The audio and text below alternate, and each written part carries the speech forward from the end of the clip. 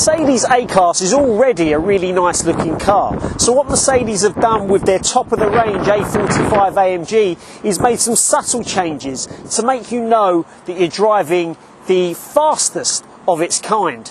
A little bit of a beefier body kit, the side skirts notably, the fact that it's got turbo written on the side and A45 written on the back, and some bigger 18-inch wheels as standard.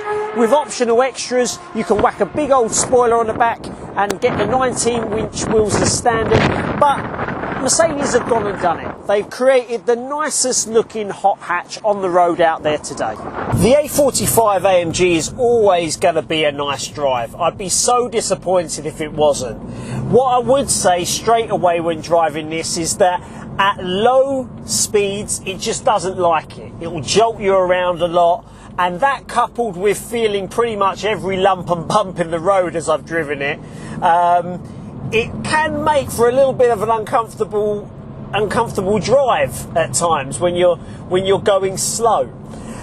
However, when you climb to an appropriate speed, that's where it really excels. The exhaust note is fantastic out the back, the turbo really sounds lovely, and you know, a car that goes to 60 3.9 seconds and it's got 376 brake horsepower, it really is designed to climb the rev range and impress you when going fast, and that's when this car turns into a standard sort of hatchback A-Class from the outside to a track-ready A45 AMG. That's where you really notice that it's the top of the range.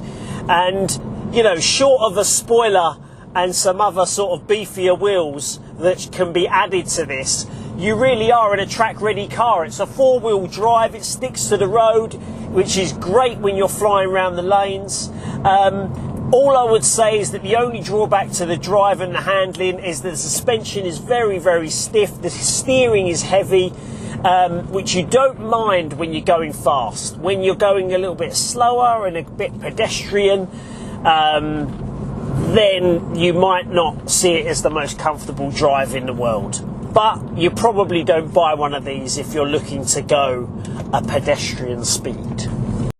I've said before that Mercedes have set the bar, I think, when it comes to interiors, and this is no exception. But you are going to want to like a bit of fake carbon trim if you're going to have this thing. It is everywhere.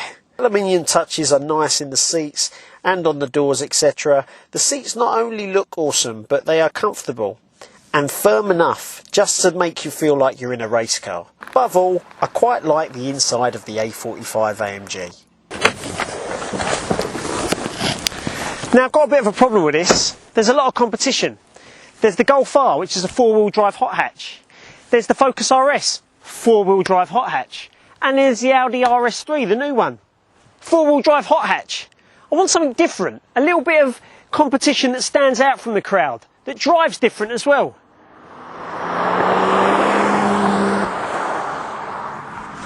Like one of them. Damn.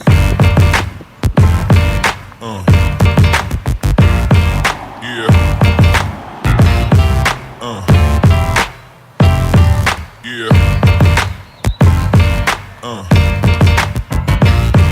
Yeah.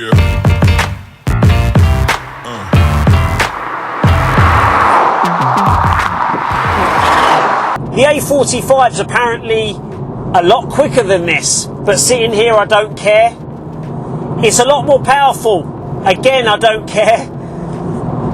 It's got a lot more fake carbon fibre on the inside. Apparently looks a lot nicer. Really don't care, because this 3 litre straight 6 that powers this just gives you a little bit more. We just go back a touch to the M135i. We'll get the ultimate sleeper car. Looks like a 1 Series. Kind of feels like you're in a 1 Series when you're inside it. There's a couple touches of chrome on the mirrors, but other than that, and the fact that it's got a 135i badge on the back, you wouldn't really know. So it's an ultimate sleeper car, and it is so much fun to drive. I'd forgotten how much fun it was. The A45 is all singing, all dancing, and it's four-wheel drive. It's fantastic at high speeds.